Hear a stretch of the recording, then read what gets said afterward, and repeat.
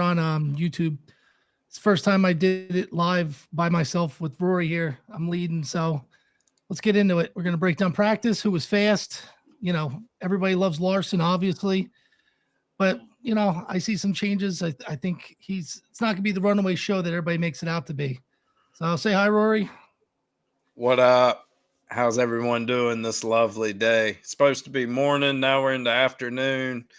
Then everybody's like, "Where y'all at?" So here we are, ready to sling a few plays that we like, and hopefully have a big Sunday with golf. Got Scotty Scheffler out front by 2 shots, and hope it works out. Yeah, sorry running late, guys. I'm having some major issues with my Wi-Fi. I've been trying everything. This has been one of my biggest issues I've had with this whole thing, and I'm hoping I kind of got it straightened away. So we might go in and out, but please bear with me.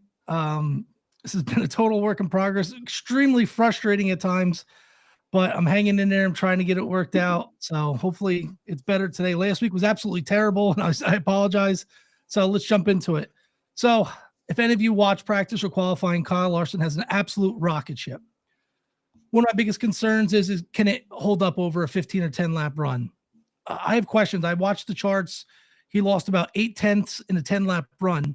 That's pretty much what everybody's doing, but he's firing off so good that it's such a huge fall off 8/10 where everybody else is around, I'd say 5 to 3/10 fall off, but he also has such a huge advantage. So he's going to be able to jump out early, get good track position. It's going to be tough to pass him.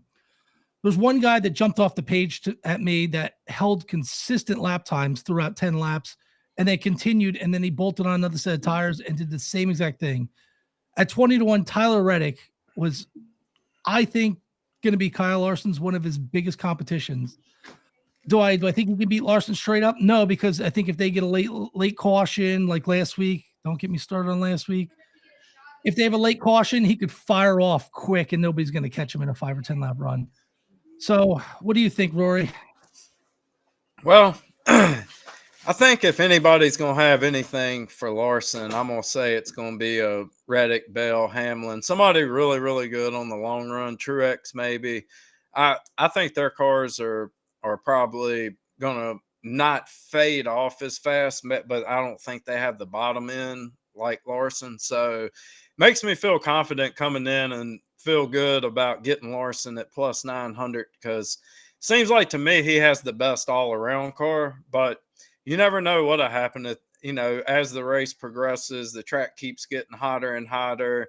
That compound, if it starts wearing down some, didn't they reapply PJ1 too again after practice on Friday? I think I think going they into did the weekend. before the So, Xfinity race. I mean, maybe that'll help it last a little bit longer than it normally does, because usually once you get the Xfinity guys out there on it and you've had Arca on it, it's almost useless coming into the day. It always never fails towards the end of the race. It quits being available, and your guys that can run the bottom of the track and roll that turn are probably going to be your best guys. So that's why I really consider a guy like Hamlin or Larson. Even I think Larson's car is hooked up anywhere Larson wants to run it. So Hamlin's another guy that runs that bottom really well. Reddick, I didn't watch enough of him in practice. I can tell by his lap times they're really good. I don't you may have been watching where he was running in practice. I'm wondering if that car can get hooked up down on the bottom if let's say the middle to high groove starts going away some today. By the way, I want to mention that Rory is the real MVP this weekend because if Larson wins, I owe him a huge debt of gratitude. He texted me during practice. He goes, DraftKings still has their lines up. I got on there. I saw Larson at 9-1. My eyes almost popped out of my head. I bet it. I went to go tweet it and they pulled it off. It was in a matter of like 30-second window. So if Larson pulls this off, I owe you a debt of gratitude because I would have never got those odds after practice where he dropped a plus 350. You lost plus 600. I mean, that's an insane drop. So that tells you right there that the books think that he can't be beat. But you still got a race. You still, who knows? They want to. And this is a track where you're shifting. Come on, baby.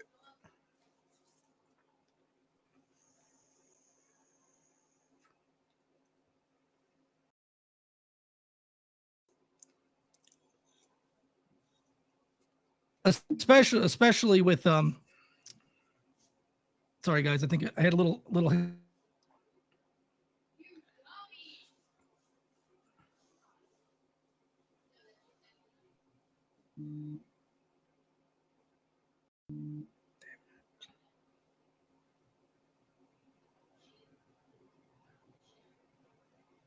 all right, sorry guys, this Wi-Fi just doesn't like me. There you are. Yeah, Maybe. so yeah, I'm here. This Wi-Fi is just going to be the death of me, unfortunately. I'm pretty sure it cut 10 years off my life so far in a matter of 2 months, but it really has. So going back to it, so leading into this weekend, I was heavy on Blaney and Logano. They just seemed to not offload as fast as I thought they would. Blaney still showed a lot of speed, a lot of raw speed, but once again, over 10 lap average, he went a tank hard. I don't know if he was trying different lines or what have you, because they don't really show you a lot. You can only see, whoever they want to highlight. So it's one of those situations where I wish I was there to see what he was doing, if he was trying different shifting patterns, because that's another thing. A lot of guys are trying different things, and these times could be throwing you off, but they're trying to shift in different places. Okay, that didn't work. Some guys like Larson or Reddick were shifting in the same spot every lap. You can just tell the laps were so consistent that there was a lot of trial and error in this practice. So a lot of these times aren't going to translate to the actual race, because right now guys know where they're going to shift at. They're not going to be trying things out. Well, it can also be harmful to the motor too, if not shifting in the exact right spot, over revving it, different things of that, making the car get squirrely too. I think it was 1 and 2 that they were talking about. People may have been shifting a little bit too early, and it was basically wheel hopping the car. I mean, with these transmissions that they have, it doesn't take much to get some wheel hop Yeah, going. you're going to have failures. Somebody's going to miss a shift or downshift a little too aggressively or try a little harder. 10 laps to go, you got a guy running second trying to catch. He might try something stupid. And if it's Larson, Larson's the kind of guy that will put it out there. But there's one thing Larson said that really scared me. He said this new package feels a lot like the package from 2 years ago. And if that's the case on these short tracks, everybody else is in really big trouble, because we all know what he was able to do with the old car. I think this new package with the 2-inch spoiler really helps guys that have really good car control. It's going to really expose guys who aren't as good of a driver. That's why I think Tyler Reddick could be the one person, or Christopher Bell, or even Kyle Busch. These guys have great car control and they could be very competitive on this package. So Reddick, I keep bringing up Reddick, but I really like Reddick at the top 3 at plus 475, or even top Toyota at plus 350. That could be a good play. I think it's gonna be very hard to beat Kyle Larson here, but especially at plus 350, I can't touch him. I think that's way too much. You're giving up way too much. There's so much better odds out there on other guys, but he's gonna obviously have the car to beat. You don't beat the field by 2/10 in time trials and not have raw speed, especially with the best driver. And after last week, I think he's pissed. So, what do you think, Roy? Yeah, that's the way I look at it. I mean, usually when he unloads like this, he's got a pretty good race car. And with Reddick, I think I'm gonna go top 5 on Reddick plus 250. I like getting a few extra spots, but I don't mind the top 3 neither. I think this track, the race is gonna change. I feel like. I mean, I feel like there's still gonna be some live betting options, especially if you get Larson out front dominating early on. You can kind of play it out, see how people's cars might be changing or how the track's changing, and you might be able to jump the gun on somebody that could possibly be a late bloomer today if they hit on something, or let's say their car towards the end of the day starts once it that track's going to develop some shade, I feel like, towards the afternoon, and that could play a key role in who ends up winning the races if somebody hits that right at the right time. I like Seabell top 3, plus 250. I think is what I got him at. Maybe I'll have to go back and look. really look for these changes that were made to this car to play benefactor to people like Larson and Bell. And I mean, it showed, with Larson saying what he said about the car. And I feel like Bell's post qualifying little interview seemed like he was kind of surprised that he found that really fast lap speed. And other than that, he seems like he loves his car pretty damn good coming into today. So I think those guys, I mean, Hamlin, Truex, you could target them.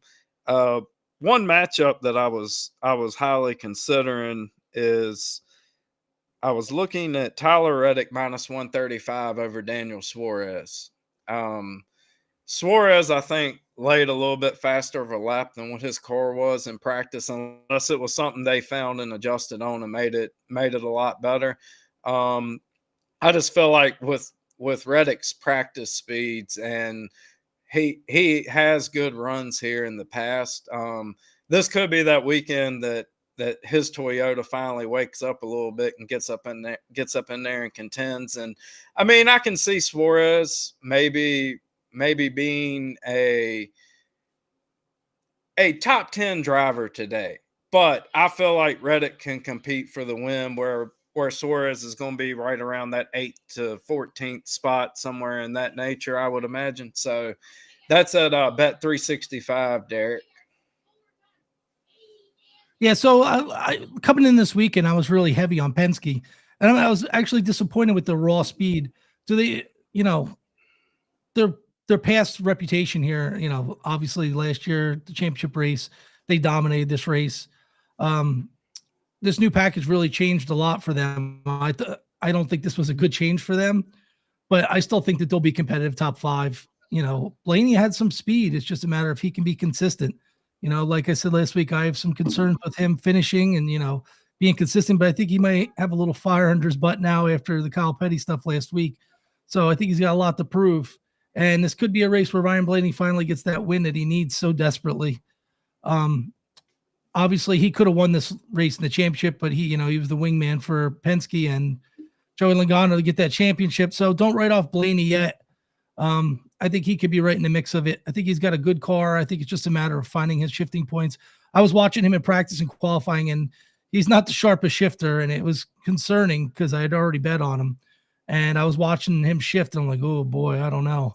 So they did that in car, and it was concerning. And can he do that consistently is going to be the major issue for him. But I still rank him in the top 3 to top 5 drivers that are going to be up there.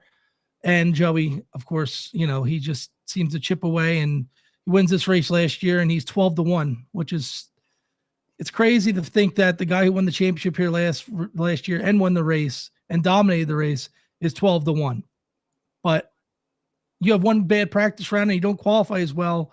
You might have missed your qualifying setup. It shouldn't constitute you dropping plus 400. He went from opening up at 8-1 to 12-1. I know probably people aren't betting him, but he's Joey Logano, and this is the race. This is a track that he won at last time they were there.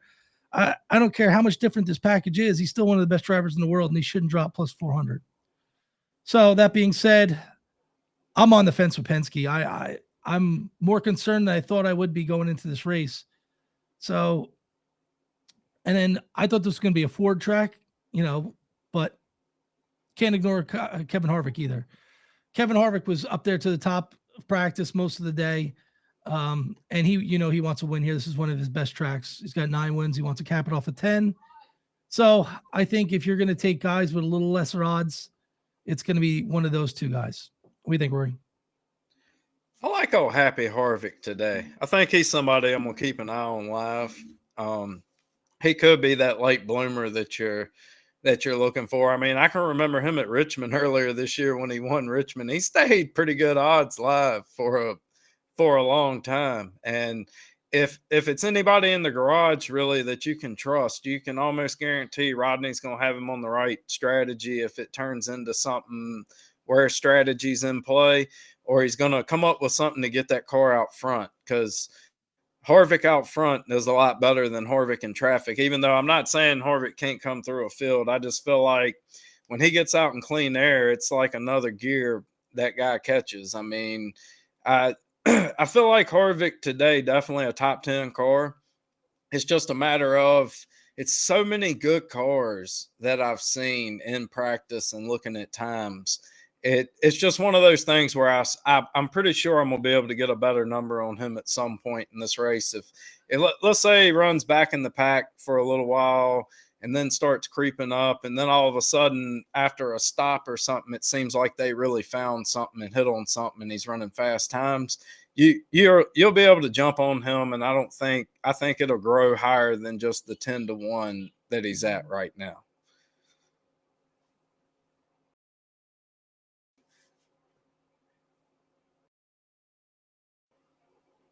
Yes, Blake. I believe Brad top 10.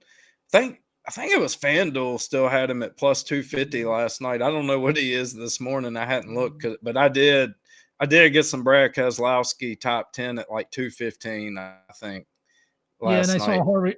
Harvick dropped to 10-1, so he's plus 1,000 now. Blaney dropped to plus 1,000. So if I'm going to do a coin flip, I'm going to go Blaney still. But you got to also think about this package plays into Harvick as well, because when Harvick was winning all these races, it was with the shorter spoiler. Yeah, I like Blaney today. I mean, I feel like he is going to be good. I no doubt. I just have like that dude. He kills me. Like I never get him right. I never do. Like I'll be thinking, all right, he's going to be bombed today. Like car's going to be fast as shit.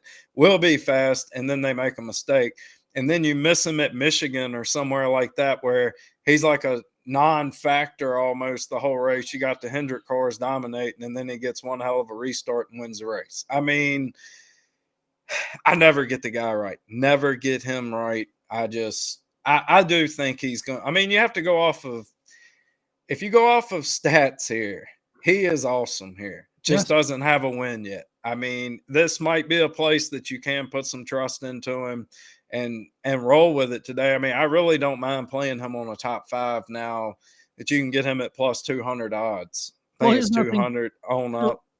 so another thing too is with the old package is I'd be less inclined to take somebody a little further back because the track position is so important. With this package, I think there's going to be more passing than you've seen at any track in the last year. So, I mean, that's what this is for, to promote passing. They want more racing. They don't want to follow the leader. They don't want guys, getting up behind somebody and they can't make a pass, especially at a short track where it shouldn't be so aero dependent. So I don't view this necessarily as a short track. It's hard to see it. Martinsville's a short track, Bristol's a short track.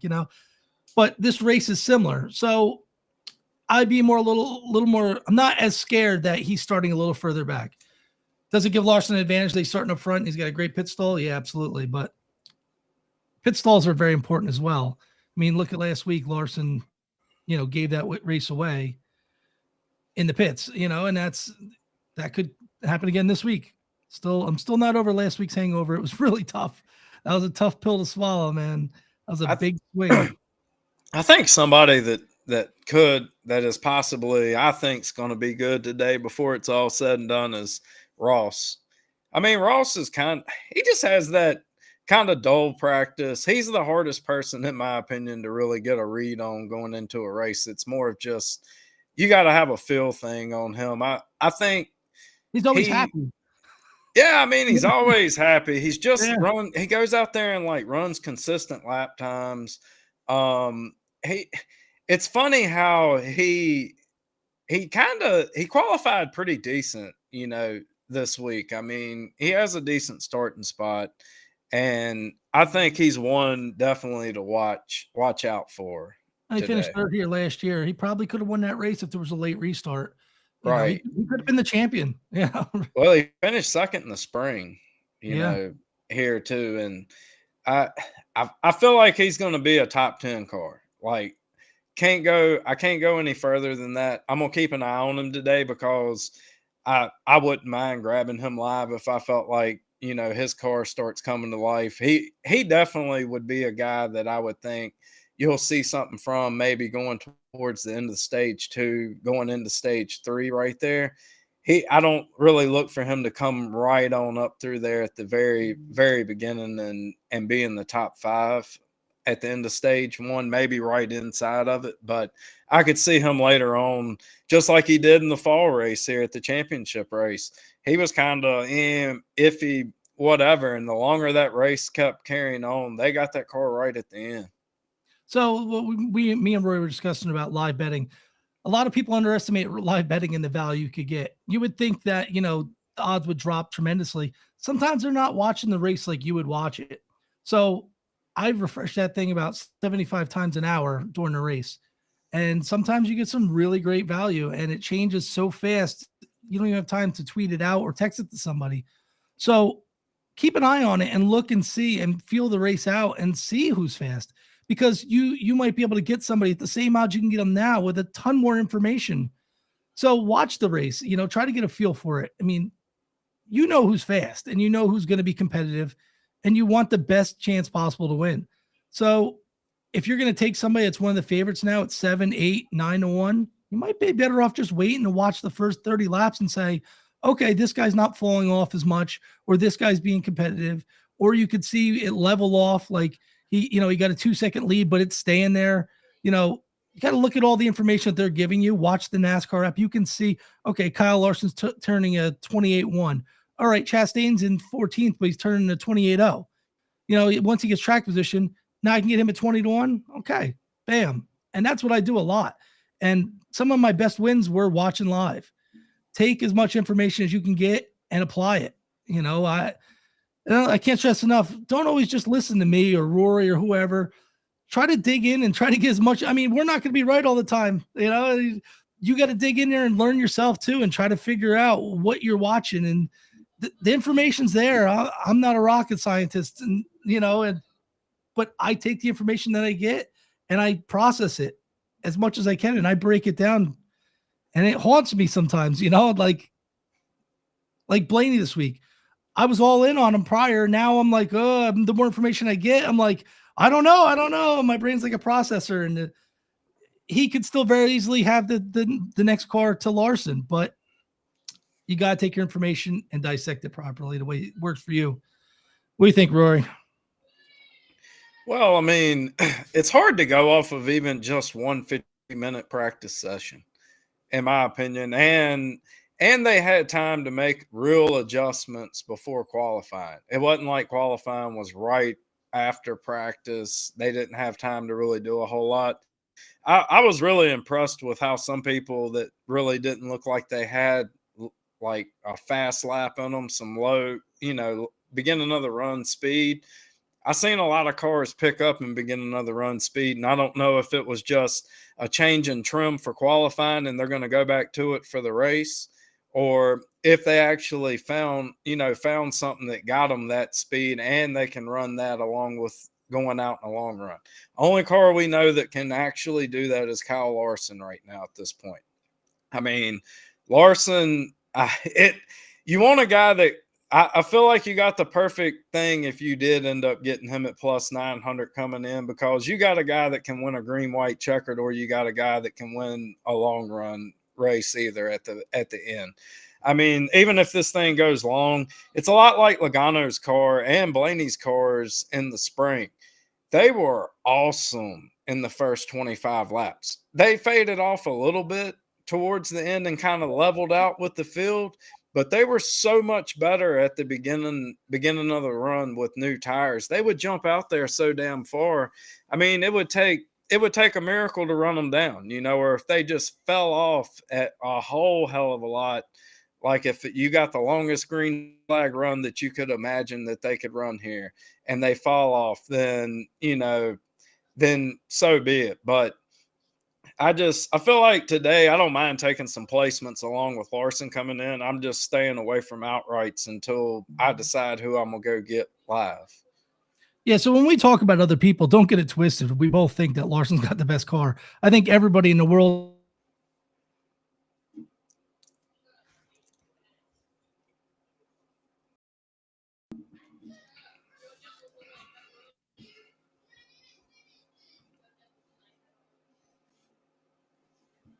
So, especially after last week. But that also opens it up to, is he going to be the only Hendrick Motorsports car that's going to be fast? And I got to look at the other odds, and I saw Josh Berry for 100 to 1. Do I want to throw $10 on there to win $1,000? Maybe. Josh Berry's not a terrible driver. And if they got the same equipment, you get a late restart. You never know. I've seen crazier things happen.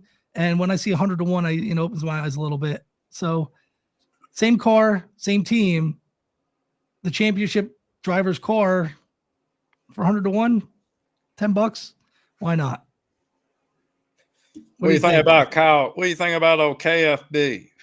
Our car was fast here in the spring last year, but I feel like we're not even looking at last year's. Like, I think there's people that run good at Phoenix all the time, and I say Kyle Busch is very good at Phoenix. So I feel like he's somebody you can keep an eye on live and get.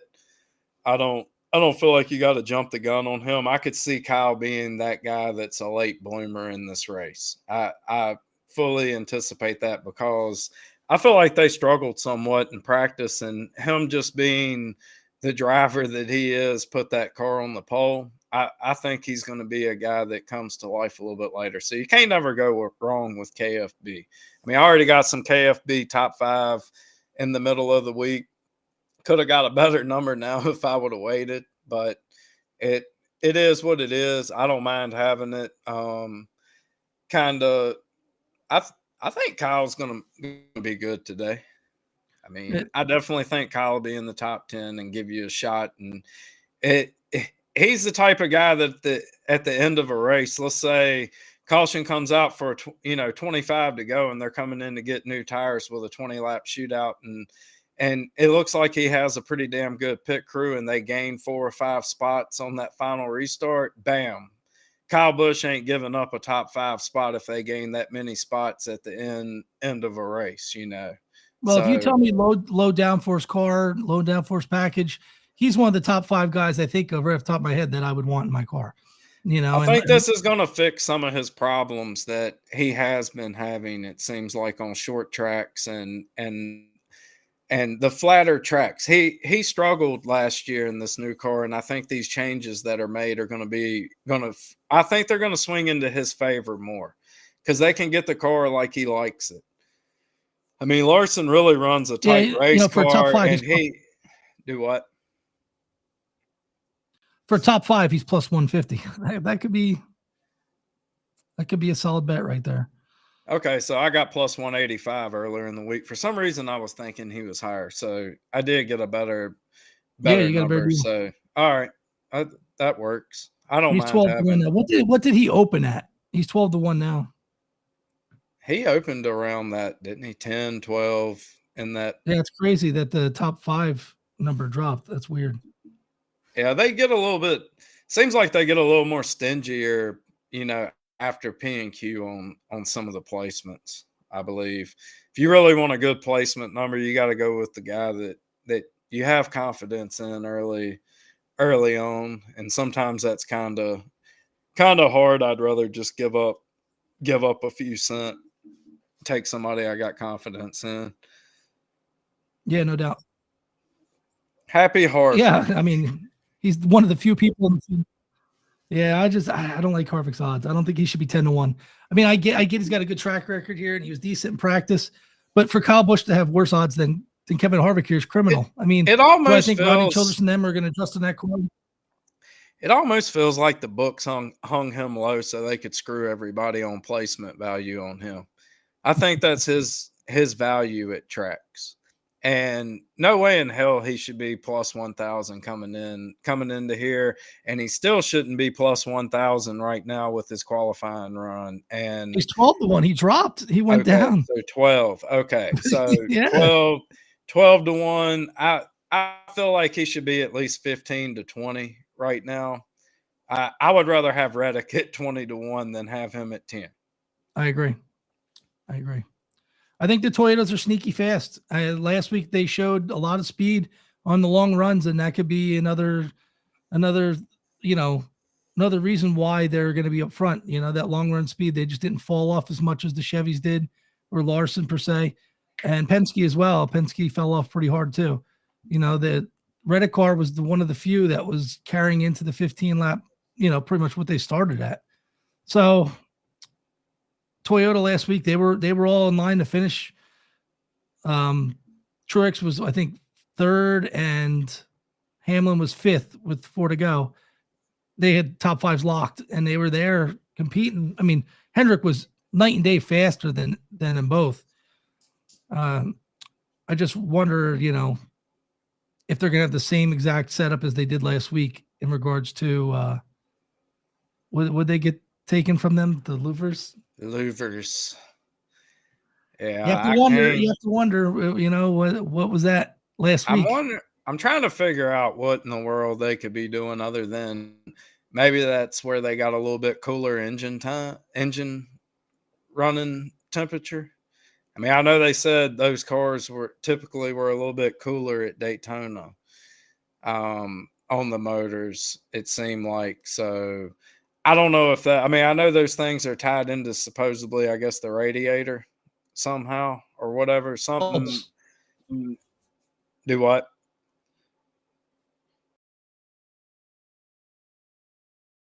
I mean, it could have possibly been given a little bit more downforce, but it didn't seem like it affected Kyle Larson's car much from going to the other ones. And who knows? Maybe they use those to, hey, they got us right here, but they still don't know what we have.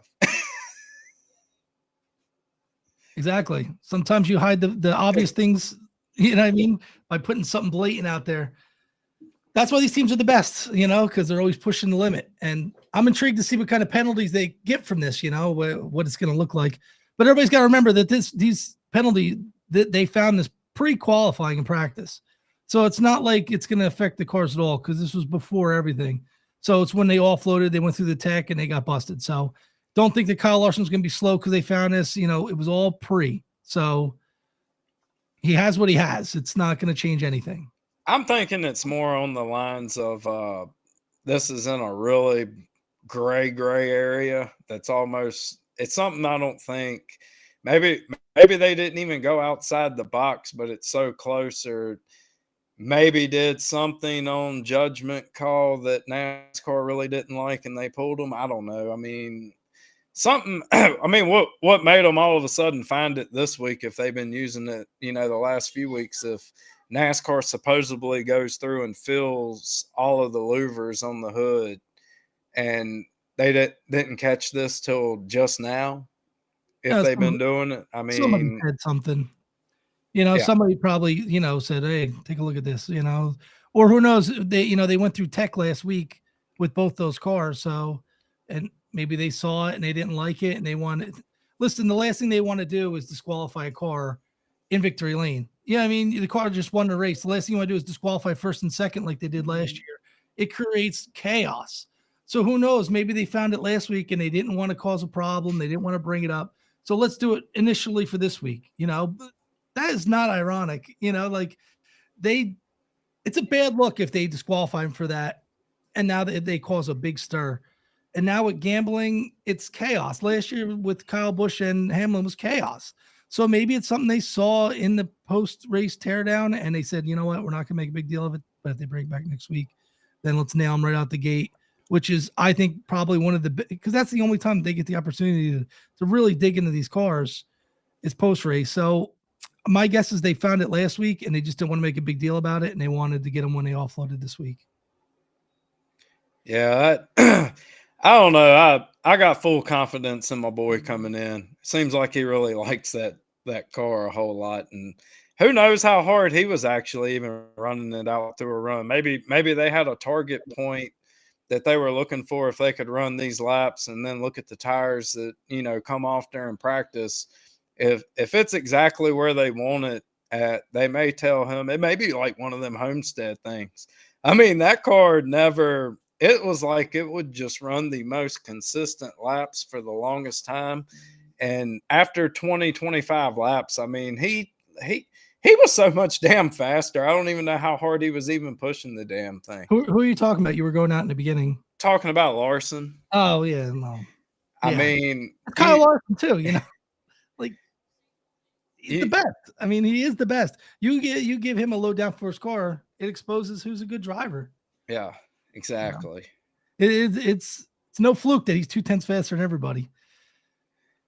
Yeah, I think once he laid that qualifying run, I think he screwed up the second qualifying run just a tad bit, and he still got the pole. But that first lap that he went out there and laid, that was a perfect lap. If that didn't show you what that car has, that I just feel like the rest of the guys that were running fast laps in qualifying, they were nailing it too, and he nailed it and is 3/10 faster. I mean, uh, it's going to be very hard for somebody to beat him, especially if we get down into that final stop with 10 laps to go, or green white checker situation. I mean, he gets on and off pit road. You're going to have to beat him on pit road. like last week.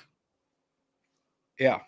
Basically, yes, like last weekend. Don't get me started. How in the hell Byron I don't want to beat talk about him? it. I don't know how Byron beat him off pit road. I still haven't figured it out. It must have been the most perfect damn timing that you could possibly do, because it wasn't like Kyle was slow or anything on that. No. Actually, they showed the box and I'm watching him get in. I was like, oh, that was a good stop. And then I'm like, he lost. Lose that stop. Race is over right there. I should have just turned the TV off. Yeah, it was. Definitely. So, all right. Well, let's wrap this up.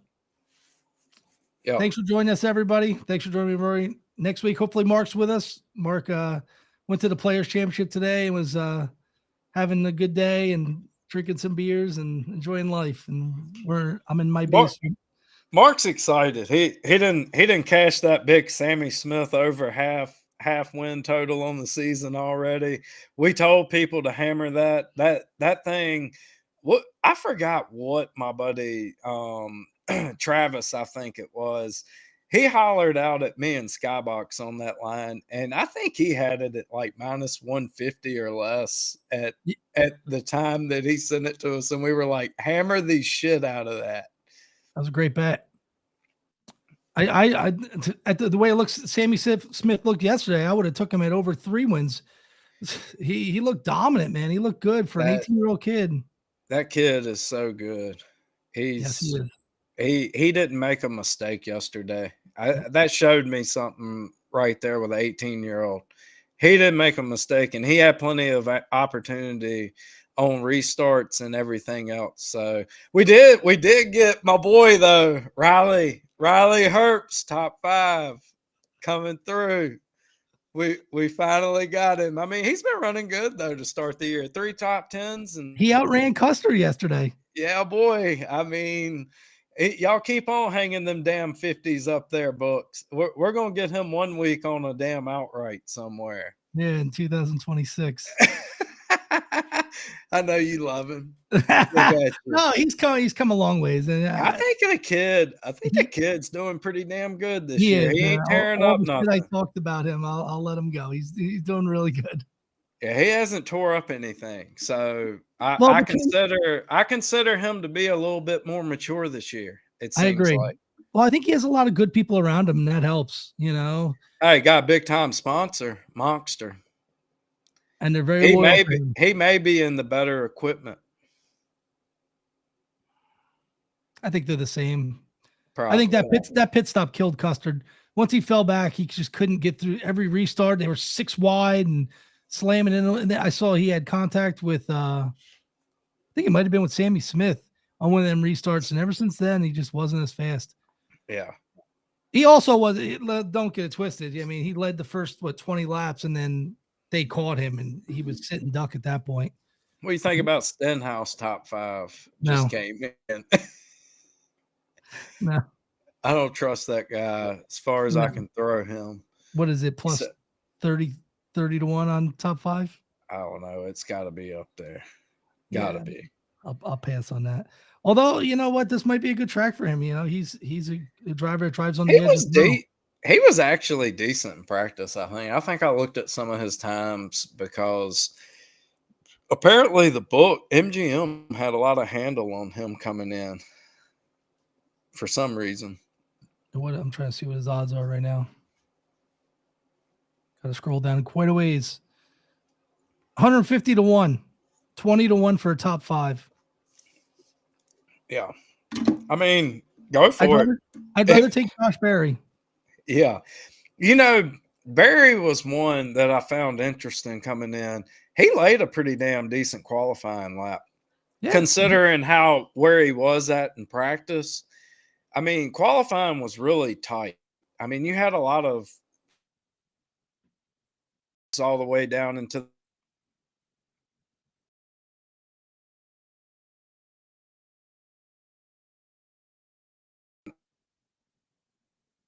I felt in the top here easily.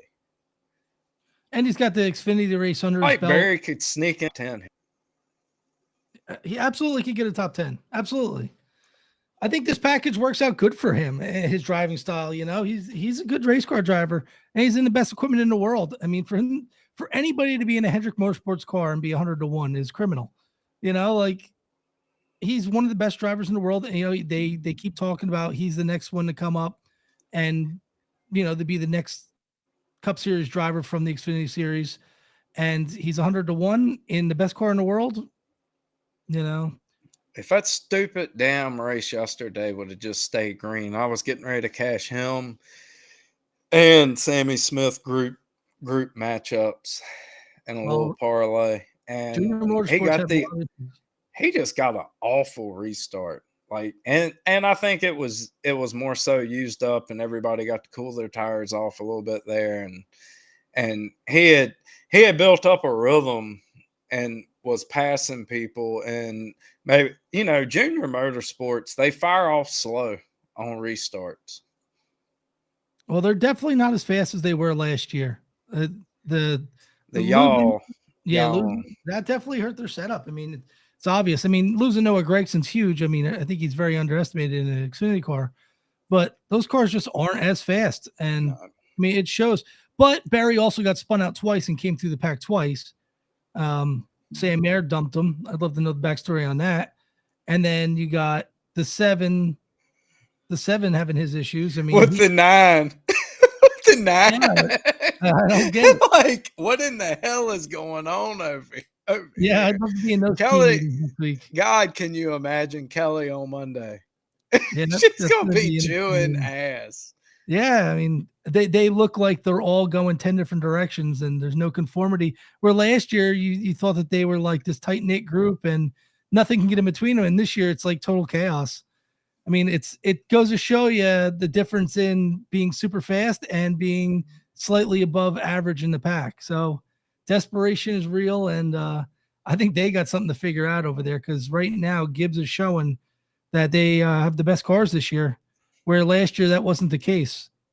So, and I think a lot of that translates to the Cup Series as well. So usually when you see, Joe Gibbs dominate on Saturday like they did yesterday, I look for that to translate over to Sunday. I mean, I know they're different cars and different packages, but I just feel like they came prepared for one. I think they're going to be pretty damn close with the other. And I don't think it's going to be a runaway show like everybody's making it out to be at Larson. I think he's got the fastest car, no doubt, but I don't think it's over. A lot of people are talking like it's over at plus 350. They're saying it's over. I don't think it's over. I mean, does he dominate the beginning of this race? Absolutely. I would take him stage 1 to win. Boom. Maybe even stage 2. But late in this race, these people are going to adjust on these cars and they're going to find their shifting spots and everybody's going to get comfortable. And I think we're going to have a race. You never know at a place like this neither. I mean, caution at the wrong time. Like last week, it can screw everything up. I mean, look at yesterday. Yesterday was all over the damn place with a caution at the wrong time here. I mean, it had, guys back in 20. Sammy Smith was like 20th on the restart coming out, and they were fortunate enough to catch enough cautions to where they didn't have to do all of it on just straight up coming through the field and the tires wearing and having to drive the car hard. I mean, they got to do a lot of it on restarts, but you get a caution at the wrong time right here and it stays green for a while. That can throw a curveball to everybody. I really wish they had an extra set of tires yesterday. I think that could have been a great finish. That last caution was at 30 to go. nobody had tires. I mean, that would have made that race 10 times better. They really should have one more set than they gave them yesterday. I mean, they gave them just enough sets of tires to get through a race. Yeah. It was no possibility of an option at the end of somebody having an extra set of tires. I mean, it was not possible. I agree, and I think it could have made such better, much more exciting race at the finish there. Oh my gosh, can you imagine? Yeah, I was like, who's got tires left? Who's got, nobody on the lead lap had tires left. So what could have been?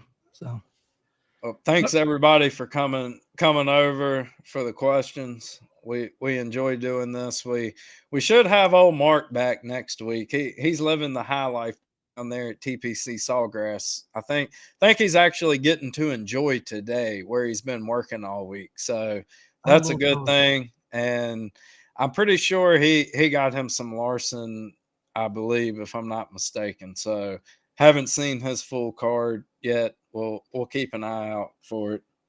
I'm going to put out my card here in a little bit. So thanks everybody for joining us. I'm sorry about the Wi-Fi. I know it's not perfect. Trust me. So if you bared with us, thank you. I'm going to get this thing straightened away. Technology is not my strongest suit. So I'm going to learn. I'm just fortunate, I believe. I was actually, I got my steering wheel and everything hooked up. So I was testing iRacing out to see if I need to run an Ethernet cable into it. No pauses or anything. So we're good to go on internet here. You need an Ethernet cable. I don't want to be. You know how many times I've been racing with somebody and they disappear and then they pop up and they put you in the fence? It's one of the reasons why I quit racing iRacing all the time. It's like, where'd that guy come from? I'm gonna test drive it. I probably more than likely am gonna have it in, especially on like shit that matters. But we are gonna start up a league. NASCAR Money's been trying to get it up. So any of y'all iRace out there, pay attention to his tweets. I think he did one test run last week to see how many people showed up for it. But we're gonna try to do something every Wednesday night after the Twitter Spaces show. We're gonna try to run us a few different tracks, late models, dirts, whatever. It ain't gonna just be all NASCAR like Cup or anything like that. We're gonna mix it up. So check out check us out for tweeting that out coming up here in the next few weeks. Maybe we'll do a couple of trial runs and whatnot. And we're even considering, I think he knows somebody that could possibly even put us out there live while we're running. So could be some entertainment involved. I don't know if anybody's seeing that. I'll never hear the end of it. This ought to be a good show. Hey, Mark in Mississippi going down the road on the tractor trailer since he couldn't race in it probably. Well, Wednesday night he could. So maybe we can talk him into he's been chattering about getting the setup. So maybe that'll be a good thing for him to have to do on Wednesday nights because he heads back out on Thursdays. So that would be pure entertainment there with his audio. Sign me up. I'll be there. And I'll get ribbed and people are talking trash. But I'll wreck you. I never said I was a good race car driver.